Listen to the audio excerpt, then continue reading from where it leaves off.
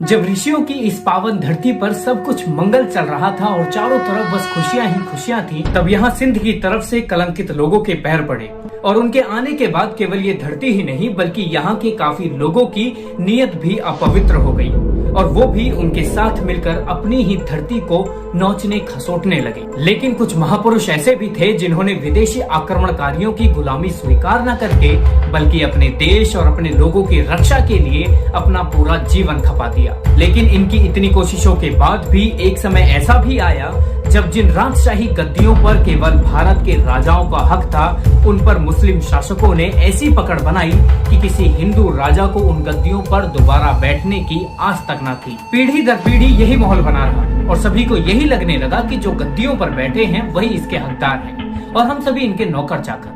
लेकिन तब एक ऐसे व्यक्तित्व का उदय हुआ जिसने न केवल इन सभी की सोच बदली बल्कि मुगल साम्राज्य को दीमक की तरह खोखला कर दिया। हम बात कर रहे हैं छत्रपति शिवाजी महाराज और उनके द्वारा स्थापित किए गए हिंदू साम्राज्य की। शिवाजी महाराज को आप सब थोड़ा बहुत तो जानते ही होंगे, लेकिन हिंदू साम्राज्य दिवस के बारे में शायद ही आपने कहीं पढ़ा या सुना होगा, क्योंकि इस त्योहार को हमारे देश में कभी इतना महत्व दिया ही नहीं गया। चलिए तो आज इन दोनों को थोड़ा अच्छे से जानने की कोशिश करेंगे। अगर वीडियो पसंद आए तो प्लीज इसे लाइक करें, शेयर करें और चैनल को सब्सक्राइब करना बिल्कुल ना भूलें।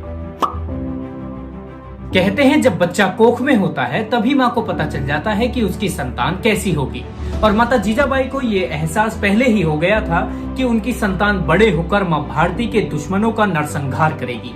क्योंकि जहाँ गर्भवती महिलाओं को बस सोने और खाने पीने का मन करता है, तो वहीं माता जीजाबाई का मन शेर की सवारी कर दुश्मनों को मौत की नींद सुलाने का करता था। शिवाजी महाराज का जन्म 19 फरवरी 1630 को शिवनेरी दुर्ग में हुआ था। उनके पिता शाहजी भोसले बीजापुर के सुल्तान आदिल शाह के दरबार में सैन्य दल के सेनापति और एक साहसी योद्धा थे, जो कि उस वक्त दक्खन के सुल्तान के हाथों में था। इसीलिए पिता के दूर रहने की वजह से उनका बचपन उनकी माता जीजाऊ के मार्गदर्शन में बीता। माता जीजाबाई धार्मिक होने के साथ साथ एक वीरांगना नारी भी थी और इसीलिए उन्होंने शिवाजी का पालन पोषण रामायण, महाभारत और अन्य भारतीय वीरात्माओं की उज्जवल कहानी सुनाकर जीवन के हर पल उनके अंदर माँ भारती की सेवा करने की लौ जलाई। उस वक्त परम संत रामदेव के संपर्क में आने से शिवाजी महाराज पूरी तरह से राष्ट्र प्रेमी, कर्तव्यपरायण और कर्मठ योद्धा बन गए। उन्हें धर्म, संस्कृति और राजनीति की भी उचित शिक्षा मिली थी।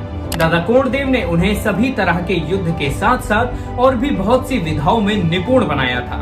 उस वक्त मुगल साम्राज्य शिवाजी की युद्ध नीतियों से काफी खौफ खाता था और इनमें सबसे खतरनाक थी गोरिल्ला युद्ध नीति। बताते हैं भारत में सबसे पहले गोरिल्ला युद्ध का चलन शिवाजी महाराज ने शुरू किया था। जब मुगलों के शासक औरंगजेब का ध्यान उत्तर भारत के बाद दक्षिण भारत की तरफ गया, तो उसने शिवाजी महाराज से लड़ने के लिए अपने मामा शाइस्ता खान को सूबेदार बनाकर भेजा। शाइस्ता खान अपने 1.5 लाख सैनिकों को लेकर पुणे पहुंच गया और उसने वहां पहुंचकर लूटपाट शुरू कर दी। शिवाजी महाराज अपने 350 सैनिकों के साथ मिलकर हमला करने का मौका देख रहे थे और एक रात शिवाजी महाराज ने गोरिल्ला युद्ध नीति के तहत शाइस्ता खान पर हमला कर दिया।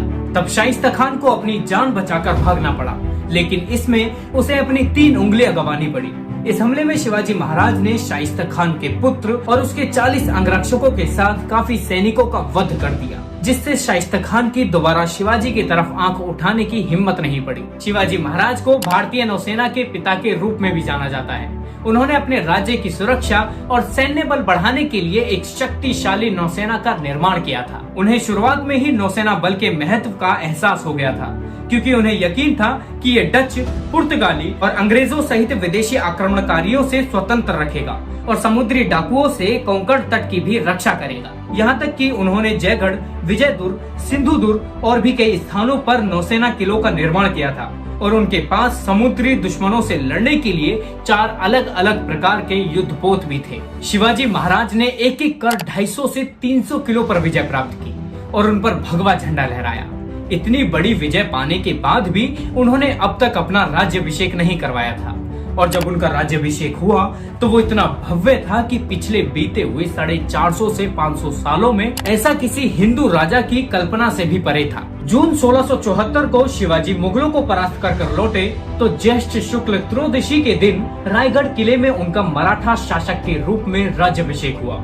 इसके बाद शिवाजी पूर्ण रूप से छत्रपति मतलब एक प्रखर हिंदू सम्राट के रूप में स्थापित हुए और इसीलिए इस दिन को हिंदू साम्राज्य महोत्सव के रूप में मनाया जाता है। छत्रपति बनने और हिंदू साम्राज्य दिवस की गद्दी संभालने के बाद शिवाजी केवल 6 वर्ष ही शासन कर पाए और सन 1680 में बीमार रहने की वजह से पहाड़ी दुर्ग रायगढ़ में 3 अप्रैल को वो स्वर्ग सिधार गए। शिवाजी महाराज ने अपने जीवन काल में सैकड़ों युद्ध लड़े, लेकिन वो कभी भी किसी भी युद्ध में नहीं हारे।